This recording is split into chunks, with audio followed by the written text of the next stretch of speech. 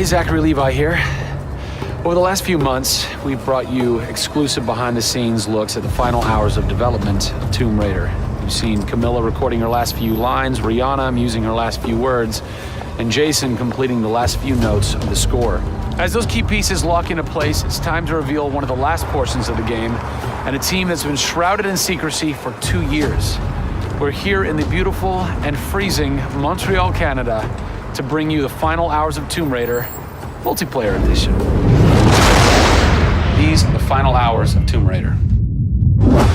Welcome to yet another world-class studio in the Square Enix portfolio, Eidos Montreal, home of the multi-award-winning game Deus Ex. Locked away in one of the far corners of the studio is a team of experienced, passionate professionals who have been specially brought together to create the first ever multiplayer component to the Tomb Raider universe. Let's meet the team behind the vision, direction, and decisions, and hopefully get a chance to play a few rounds. Here we are at Eidos Montreal.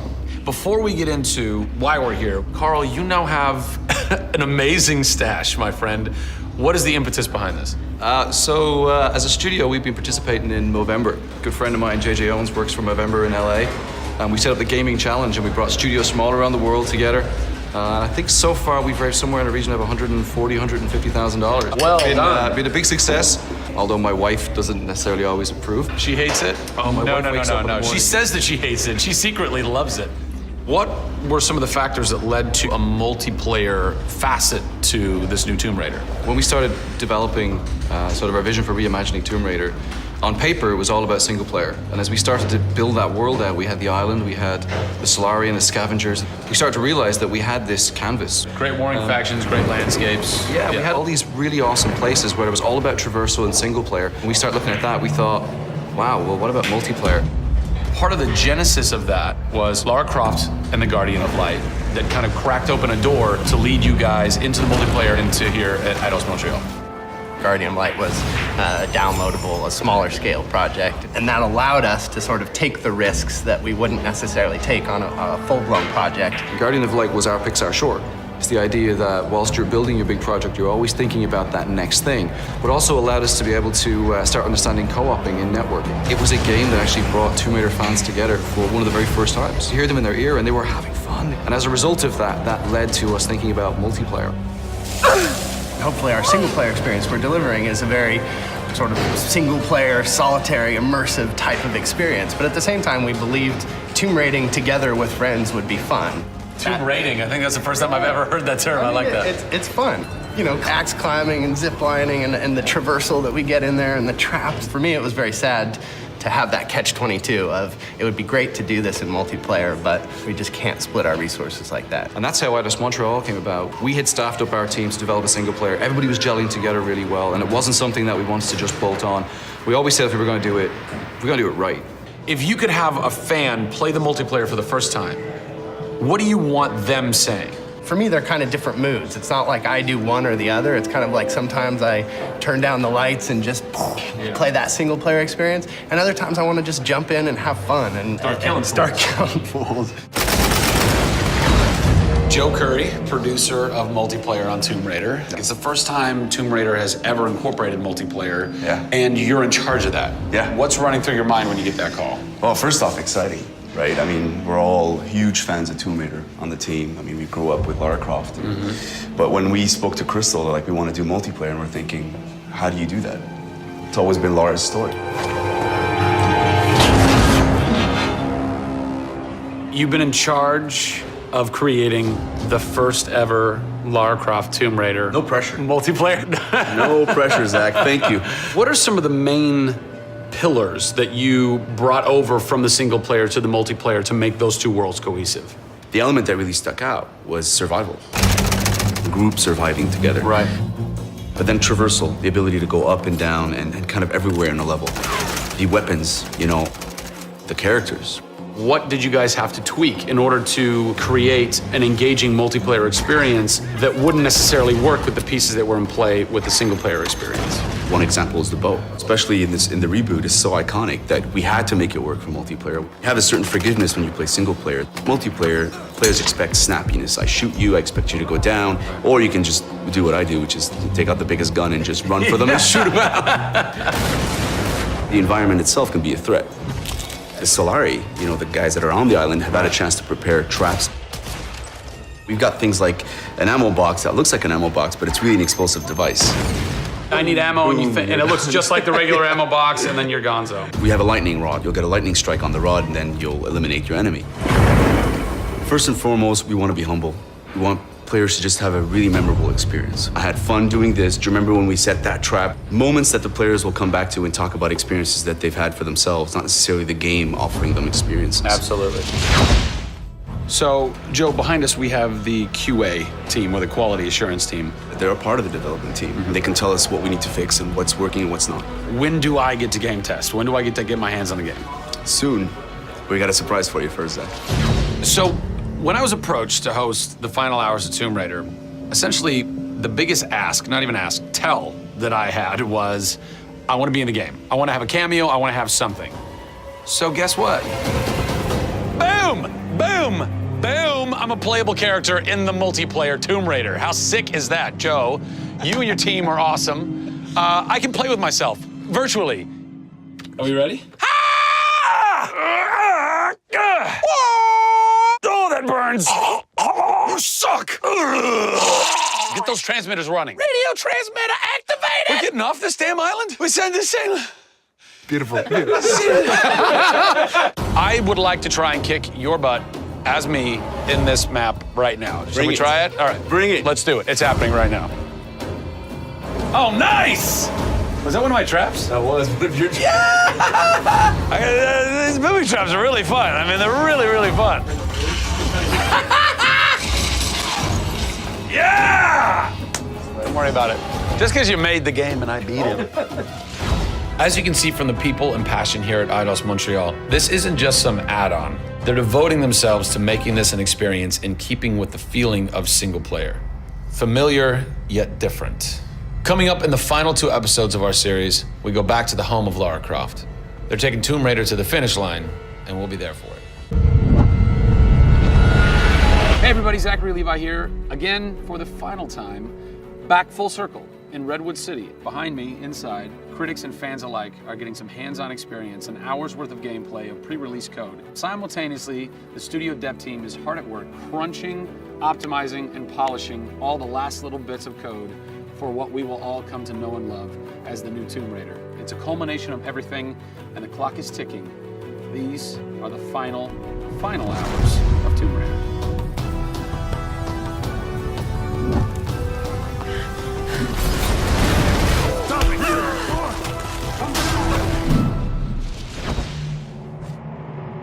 Tonight we have a large audience coming in. We decided that rather than going to one of our partners and just doing a live stream, we decided you come to us. Yeah. We have a big area in the studio and let's open it up. Have you ever done anything like this before? No, we've never done it because right now we've got black curtains up around a specific area of the studio, which is our next big thing. Mm-hmm. Only a select few people have been allowed to come in, right. And everybody's heavily NDA'd, and now we're going to bring 80 plus people into the studio. Well, it's exciting, to bring those type of people into the studio. They're the fans, they're the people who love it. And we want people to be a part of their experience.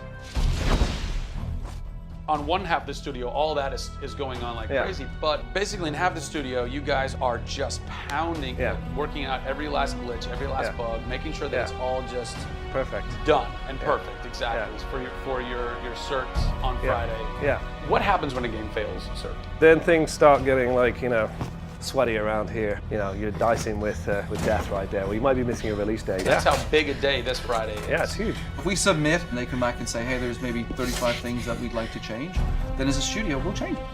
We'll improve them. Or there's small things that they say, hey, this experience might be better if you just fix this little thing. Then of course the team are literally sitting there waiting for that to happen. And there has been games I've worked on where we've submitted and within 24 hours it would get kicked back and they'd say, hey, you guys are crazy, you shouldn't have submitted it. So, there are 80 people in the office right now. You're 4.5 days away from delivering this thing. And they're strewn about. What are they all doing? So we have guys working out of very prioritized hit lists, right? So we say, okay, this is the most egregious thing that we've noticed lately. We'd like for you to focus in on it. What are you guys debugging here? Looking at some menu transitions. Oh yeah, we want to make sure everything feels snappy all the time. Menu transitions. If I had a nickel for every time. One of the toughest things with Lara as a character is her hair. You try to simulate hair in a video game, and it's not always exactly the way it would be in real life. But that's something that's, I think the fans really point that out, and they want Lara to look as good and as believable as possible. So even in the home stretches, we're trying to sweeten it and make you believe it. So I spend a ton of time playing the game. So while everybody else is busting their butts trying to make it work, you're having fun. That's basically what you're saying. There's about 80 people that are all still busily working in this last week before the game goes to cert. Absolutely. One of those groups is called the what group? The OMS group. And what does OMS stand for? OMS is an acronym for Oh My Shit. And what does that mean exactly? When you're into the high octane moment, the only response we were challenging the team that it could come back with was, I would exclaim, oh my shit, that's awesome, right? Like, I couldn't even cuss properly. It could have been the OMHG, the oh my holy God team. Yeah. But oh my shit, oh my shit, it resonated. So many companies focus on the explosions. And we love explosions. I mean, there's plenty of them in the game. But it's also about sometimes that implosion moment, that time where you actually feel like you're part of that. We have an early example in the scavenger den, very early in the game, where the camera is about 6 inches from the back of her head as she's in this claustrophobic moment as the ceiling gets lower and lower and the water gets higher and higher and her torch, you're worried, is it gonna go out? And as you suck in for that moment, if it's resonating with people, as we've seen it resonate here, you actually watch people who are claustrophobic kind of lean back in their chair a little and kind of react, and that's exactly what an OMS team is about.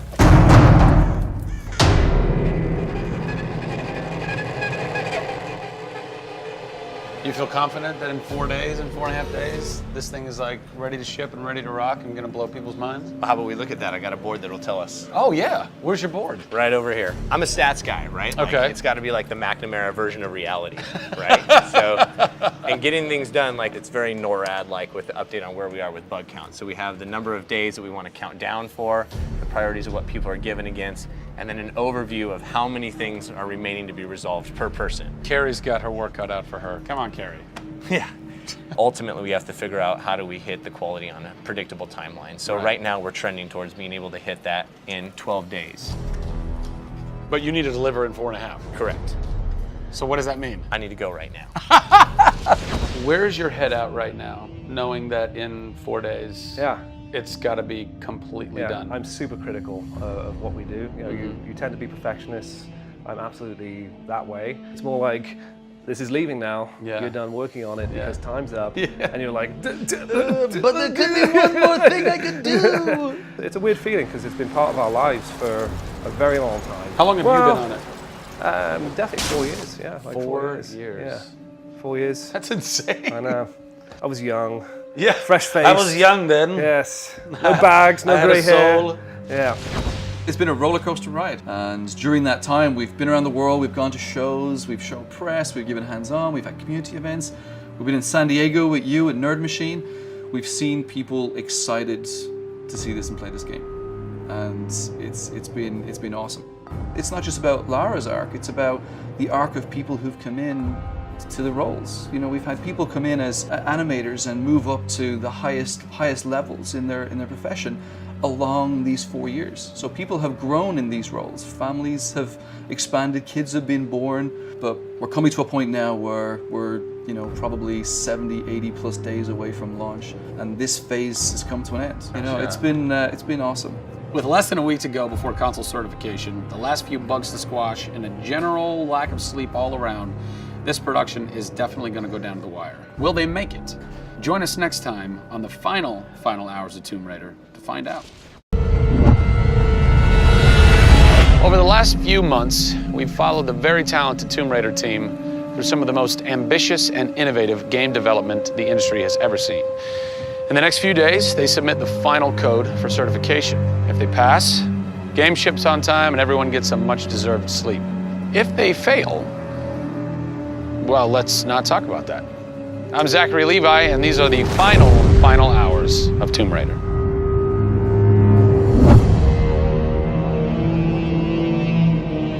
We've been around for 20 years at this point. Oh, wow. In this industry, that's crazy. Yeah. 20 years of games, and many times we've almost not made it, right? Through generation transitions, or we've had ups and downs in terms of games being released. And for us to still be here, making games and being competitive, it's amazing.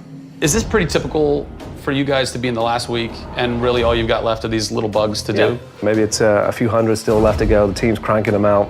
You know, you're play testing it a lot. You're getting QA, quality assurance, to make sure it's clean. You know, stuff's coming in still, as in like, hey, this crazy thing happened here. And simultaneously, IDOS Montreal is doing what you're doing, just with the multiplayer at the same time, because the multiplayer and the single player are being delivered at the same time. Yeah, so it's a big on team. Friday. Everybody's got to come together at the same time, at the same moment, and put pencils down and say they're done. Pencils down. Done. See. We're submitting in 4 days. Let me tell you now, we've had to move. Brian Horton, he was art director. He moved over to my department in Brand about a month ago. There was a morning that he woke up and they went, "You've created a beautiful world.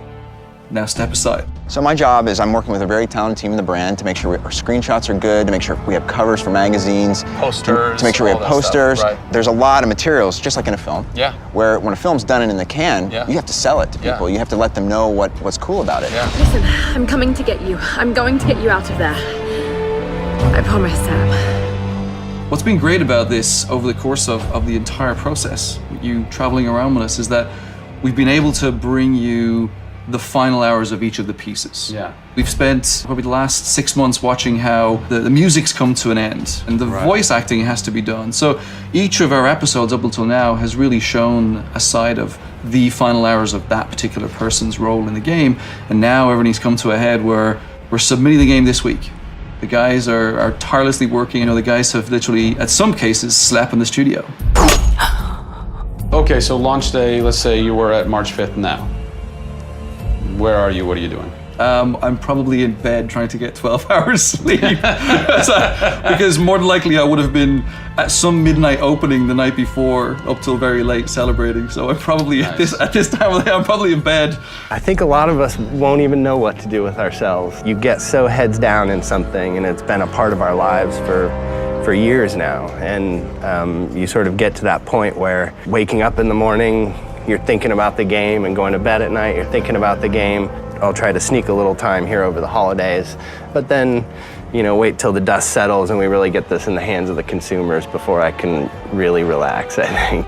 Even though I played the game so many times, I cannot wait to take the cellophane off that game. Yeah. Pop it in. Yeah. It's the ritual, retail. yeah. It's the retail copy. Yeah. And there's something special about that printed disc, putting it into the system, and you're like, this is the same game that I worked on for 3 years plus, and everyone else can have the same experience that I'm going to have right now. Yeah.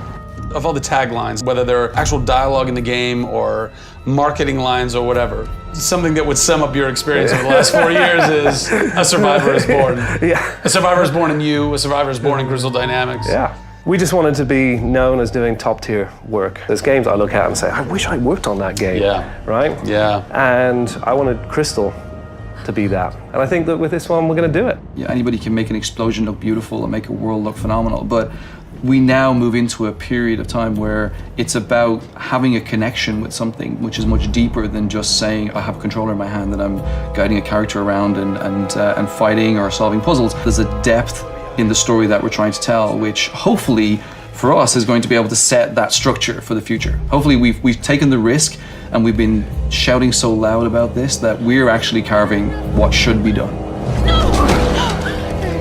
Oh, don't do this to me, you northern bastard.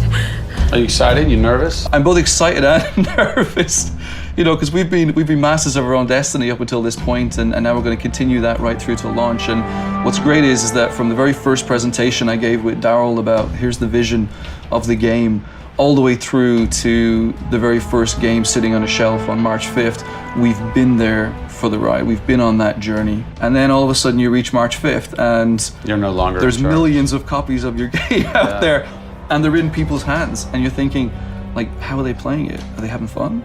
What are they saying? What are they going to do? As soon as they put the controller down, what's the next thing for them? Do they want What to do you tell want people? their response to be?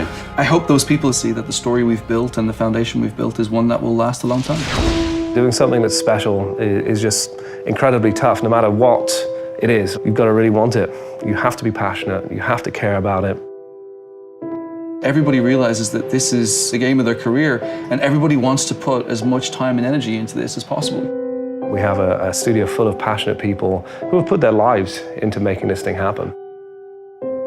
This is not just a game that we're just going to ship on March 5th and people will go, great, I've got another game to my credits. This is one where the team are going to look back and go, that was a journey. It's been an honor to be able to work on Tomb Raider, and long may it continue. I see this getting bigger and better over the next few years.